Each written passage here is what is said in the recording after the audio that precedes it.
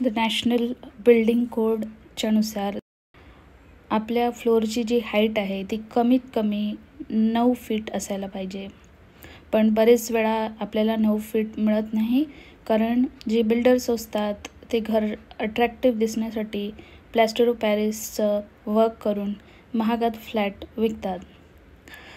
तर बहुतेक वेळा असं होतं की जे लोक आहे ज्यांच्या घरात 10-11 फीटचे पडदे लावले असं त्यांना वाटतं आणि ते म्हणतात की रूफ हाईट खूप जास्त आहे आमची, कारण आम्ही 11 फीट किंवा 10 फीटचे पडदे लावलेले आहेत. पण त्यांना ॲक्च्युली माहीत नसतं की हाईट किती असते रूफची. तर इथे आपण बघू शकतो की हा छोटा पडदा लावलेला आहे, हा एकदम रूफला जोडलेला नाही आहे. तर हा जो पडदा आहे याच्या टॉपला आपण ज्या रिंग्स बघतो, जिथे आपण रॉड घालतो पडद्याचा, तर त्या पार्टला डबल कपड्यांनी शिवलेला आहे फर्म ग्रिपसाठी. तर सपोज मी 10 फीट कापड तर माझा 1 फीट कापड वरून आणि खालून फोल्डिंगमध्येच चालला जाईल. तर लोक जेवढं कापड आणतात त्या हिशोबाने म्हणतात की आम्ही 6 फीटाचे किंवा 11 फीटाचे किंवा 10 फीटाचे पडदे बनवून घेतले, तर आमच्या रूफची हाईट 11 फीट आहे, 10 फीट आहे असं ते म्हणतात. पण त्यांना माहीत नसतं की टेलर घराच्या उंचीप्रमाणेच स्टिच करतो. कापड जास्त असलं तर तो जास्त फोल्डिंगमध्ये घालतो, नाहीतर एक्सेस पार्ट काढून टाकतो. तर आपल्याला घरी बसल्या जर आपल्याला मोजायची असेल भिंत किती आहे, तर सर्वप्रथम आपल्याकडे एक लंबी स्केल असायला पाहिजे. आता माझ्याकडे शिलाई मशीन असल्यामुळे या टेलरिंग स्केल्स आहेत. तुमच्याकडे लंबी स्केल नसली तर तुम्ही मेजरिंग टेप यूज करू शकता, नाही तर मग तुम्ही एखादी काडी जी डस्टिंगसाठी आपण वापरतो, जर लंबी असेल तर तिचा वापर तुम्ही करू शकता.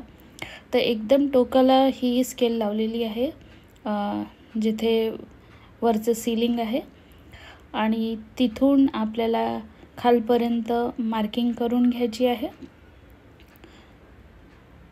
त्यानंतर जी मार्किंग केली आहे तिथे आपल्याला स्केल ठेवायची आहे आणि परत खाली एक मार्किंग करून घ्यायची आहे. तर जेवढी मोठी भिंत आहे त्याप्रमाणे तुम्हाला मार्किंग करून घ्यायची आहे.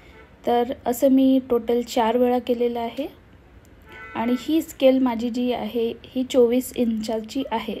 पण मार्किंग जे केलेलं आहे ते थोडं जास्त केलेलं आहे. याचं कारण मी तुम्हाला आता सांगणार आहे. तर 4 वेळा ही स्केल मार्किंग करून घेतली आहे आणि 4 वेळा मार्किंग करून घेतल्यानंतर जो भिंतीचा खालचा भाग असतो त्यासाठी मी स्केलला पूर्ण आता जमिनीवर ठेवणार आहे आणि जेवढा उरलेला खालचा भाग आहे तो बरोबर तंतोतंत मोजून घेणार आहे. तर इथे 10.5 इंचाचा खालचा पार्ट आपला आहे. तर आता आपण या स्केलला मेजरिंग टेपनी मोजूया. हा जो वरचा भाग आहे हा थोडासा जास्त आहे आणि खालचा भाग थोडासा जास्त आहे. तर 24 इंचाची स्केल आहे, पण वरून आणि खालून थोडीशी स्पेस जास्त दिलेली आहे.